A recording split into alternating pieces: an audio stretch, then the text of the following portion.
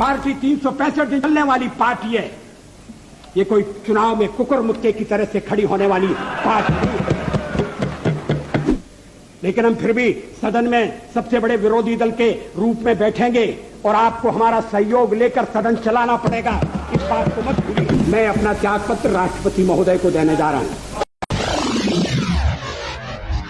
काऊ belt है, काऊ belt का समर्थन है।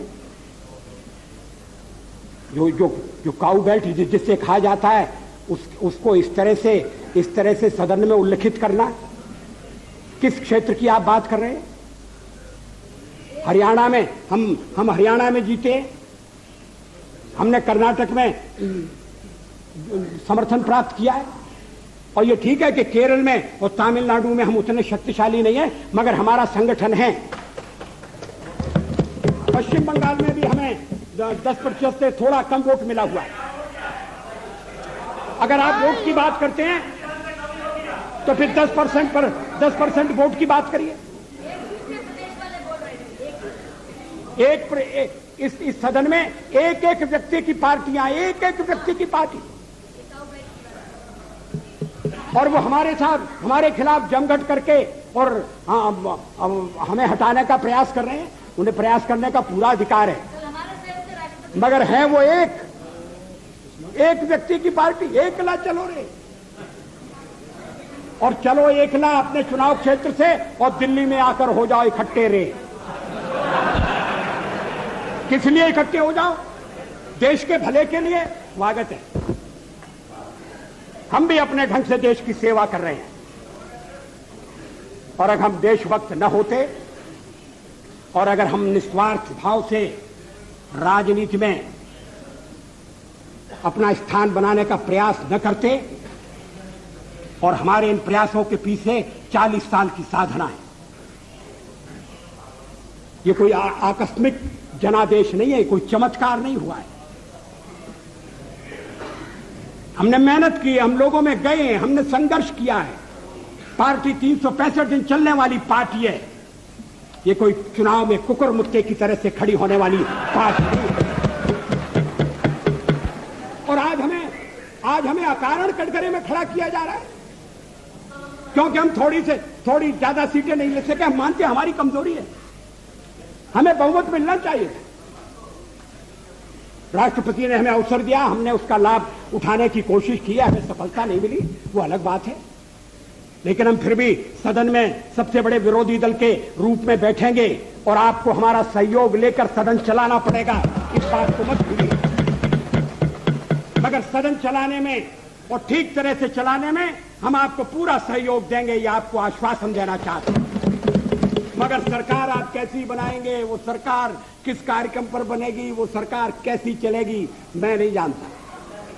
लेकिन जहां तक दलितों का सवाल है, शेड्यूल कास्ट के टोटल मेंबर्स हैं 77, और उनमें से 29 मेंबर्स बीजेपी के चुने गए।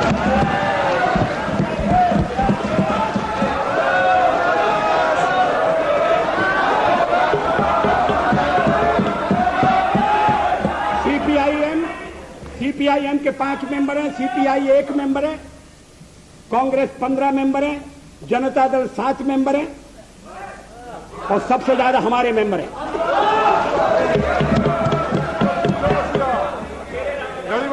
और एसटीसी में भी, शेड्यूल ट्राइब्स में भी total number of seat is 41, BJP 11।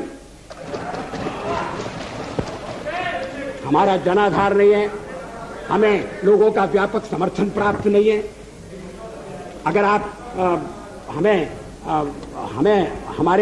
हमें छोड़कर सत्ता बनाना चाहते हैं और आप समझते हैं कि वो सरकार टिकाऊ होगी, मुझे तो उसके टिकने के लक्षण नहीं दिखाई देते। वो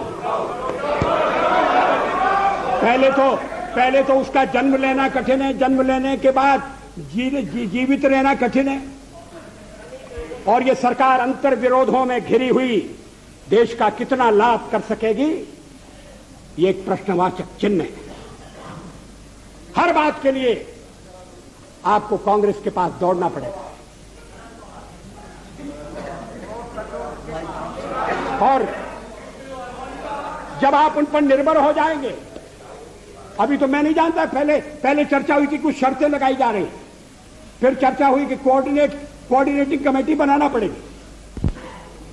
फ्लोर पर भी हम लोग कोऑर्डिनेशन करते हैं, उसके बिना तो सदन नहीं चलता। आप सारा देश चलाना चाहते हैं, बड़ी अच्छी बात है, हमारी शुभकामनाएं आपके साथ हैं। हम अपने देश की सेवा के कार्य में जुटे रहेंगे। हम संख्या बल के सामने सर झुकाते हैं और आपको विश्वास दिलाते हैं कि जो कार्य हमने अपने हाथ में लिया है वो जब तक राष्ट्रीय उद्देश्य पूरा नहीं कर लेंगे तब तक विश्राम से नहीं बैठेंगे, तब तक आराम से नहीं बैठेंगे। अध्यक्ष महोदय, मैं अपना त्यागपत्र राष्ट्रपति महोदय को देने जा रहा हूं।